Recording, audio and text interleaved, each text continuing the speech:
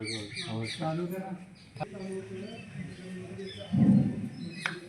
भगवान वीरो मंगलम गौतमो गणी मंगलम कुंद कुंदाद्यो जैन धर्मोस्तु मंगलम सर्वमंगल मांगल्यम सर्वकल्याण कारकम प्रधानम सर्वधर्मानां जैनम जैत शासनम जिवरो एक श्री बाहुबली भगवान की जिवरो एक श्री चिंतामणि पार्श्वनाथ भगवान जिवरो एक श्री महावीर भगवान गुरु आदिगुरु आचार्य संस्थागति जी महाराज की गुरु आचार्य समझ बहादुर महाराज की गुरु आचार्य श्री महाविकी जी महाराज की गुरु आचार्य श्री विमल सागर जी महाराज की आचार्य सनत सागर जी महाराज की इनकम नो करोड़ मणिराज की अहिंसा परमो धर्म की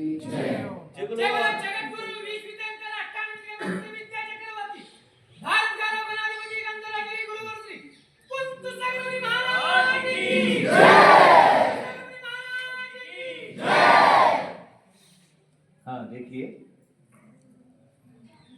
गोमतीश्वर भगवान हमारे सामने है। बहुत बहुत बड़ी भगवान के चरणों में हम सब लोग बैठे हुए हैं। आचार्य परमेश्वर जी समंत स्वामी यहाँ पर विराजमान थे 40 साल पहले 85 में यहाँ हम संघ सहित आए थे। समंत बहादुर महाराज का दर्शन का लाभ हुआ, क्षेत्र का लाभ हुआ। अभी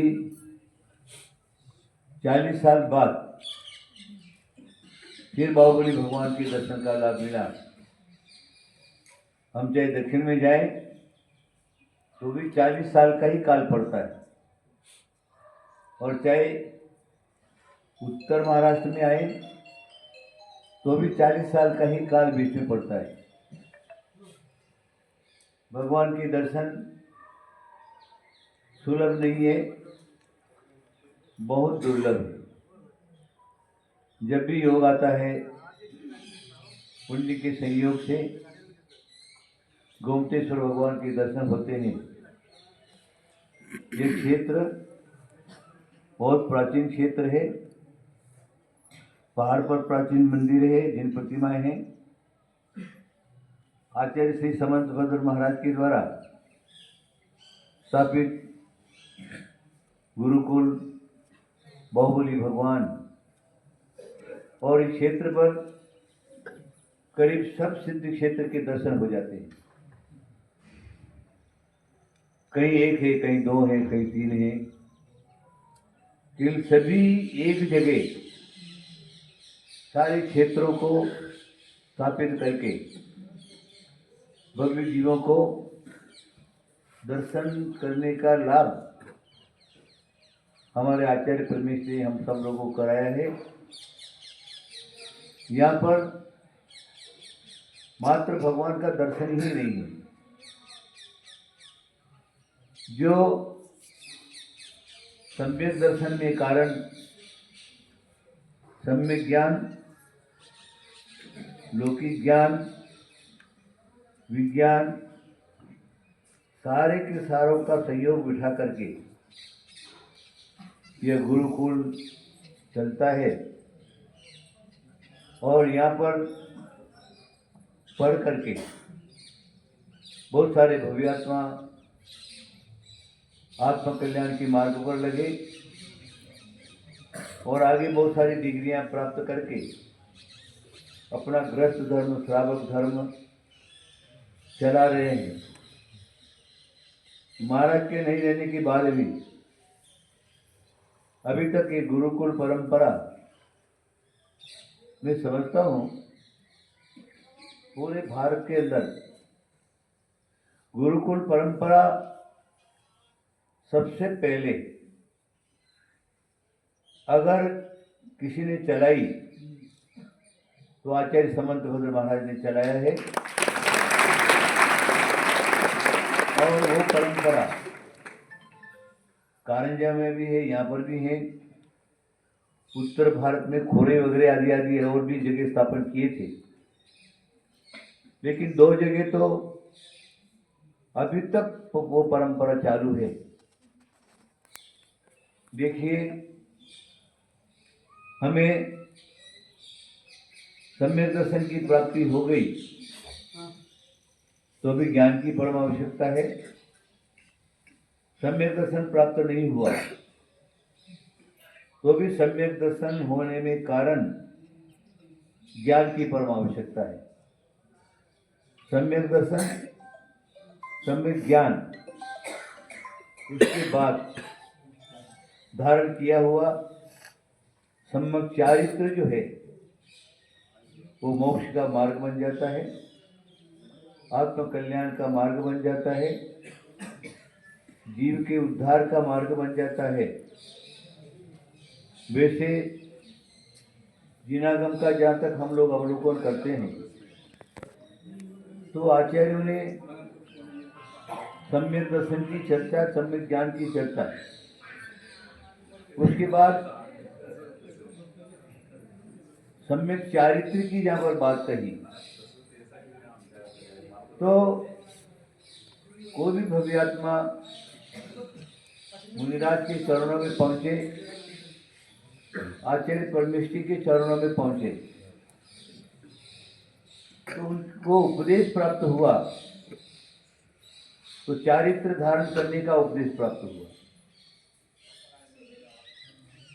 सम्यक दर्शन की चर्चा, सम्यक ज्ञान की चर्चा, डायरेक्ट सम्यक चारित्र को धारण करने की जो चर्चा हमारे आचार्यों ने की है, और परंपरा वही, जीव को वैराग्य हुआ या नहीं हुआ, अचानक कहीं पहुंच गए, मुनिराज का चरण सानिध्य प्राप्त हो गया, मुनिराज का उपदेश प्राप्त करके वैरागी बनकर के दीक्षित हो जाते थे। ऐसा हमारी आगम परंपरा में देखा जाता है। वर्तमान युग का जितना भी साहित्य है, अगर हम उसको देखते हैं तो उसमें चारित्र धारण करने की ही बात की गई है। लेकिन आचार्यों ने कहा है ये तीन का जब तक संयोग नहीं होता, सम्यक दर्शन, ज्ञान, चारित्राणि, मोक्ष मार्ग, जो कहा, ये तीनों का योग मिल गया, तीनों में एकता आ गई, मोक्ष मार्ग बन जाता है।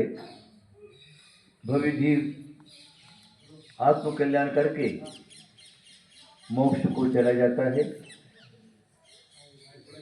तो वही परंपरा आज अभी तक चल रही है। अभी वर्तमान में जितनी भी निग्रंथ परंपरा है, दिगंबर जैन परंपरा है, सारा का सारा उपकार आचार्य परमेष्ठी, चारित्र सागर जी, चारित्र आचार्य शांति सागर जी महाराज को उसका श्रेय जाता है। अगर वो नहीं होते तो वर्तमान में दिगंबर परंपरा चलती नहीं, बंद पड़ गई थी। जब आचार्य शांति सागर महाराज ने दीक्षा धारण की, उस समय पूरे भारत के अंदर कहीं पर भी निग्रंथ मुद्राधारी मुनिराज नहीं दिखाई देते थे। लेकिन वो भव्यात्मा एक ऐसे थे जिन्होंने सम्यक दर्शन, सम्यक ज्ञान और सम्यक चारित्र का योग बिठाकर अपने स्वयं चारित्र को धारण किए और सारे जगत के लोगों को ये दिखा दिया कि दिगंबर परंपरा क्या है, दिगंबर मुनि कैसे होते हैं, दिगंबर मुनि का चारित्र क्या है। अपने जीवन में उतारा, संसार के अंदर परिभ्रमण करके, सब जगह, नगर नगर में, गांव गांव में, शहर शहर में परिभ्रमण करके ये दिगंबर जैन परंपरा का प्रचार और प्रसार किया। उन्हीं का आज उपकार है, हम सब लोग दिखाई देते हैं। उसके बाद मैं आपको बताऊं, हमने जब 60 साल पहले दीक्षा धारण की, उस समय भी पूरे भारत में 20-25 मुनि गिनती के थे। लेकिन आज अगर आप देखते हैं, जिधर भी दृष्टि डालेंगे, उधर कोई नगर हो, शहर हो, गांव हो, राष्ट्र हो, सब जगह कहीं न कहीं किसी न किसी नगर के अंदर महामुनियों का विचरण हो रहा है। उनके द्वारा ज्ञान का प्रचार हो रहा है, चारित्र का प्रचार हो रहा है, धर्म क्या है उसका प्रचार हो रहा है, ज्ञान क्या है उसका प्रचार हो रहा है। तो ऐसा कहा है, जब जब भी धर्म विलीन होने लगता है, तब कोई एक महापुरुष ऐसा अवतार लेता है, ऐसा संसार में आता है और उनके द्वारा पुनर्धर्म की स्थापना होती है, धर्म का प्रचार और प्रसार होता है। तो मैं आपको ये कहूँगा, आज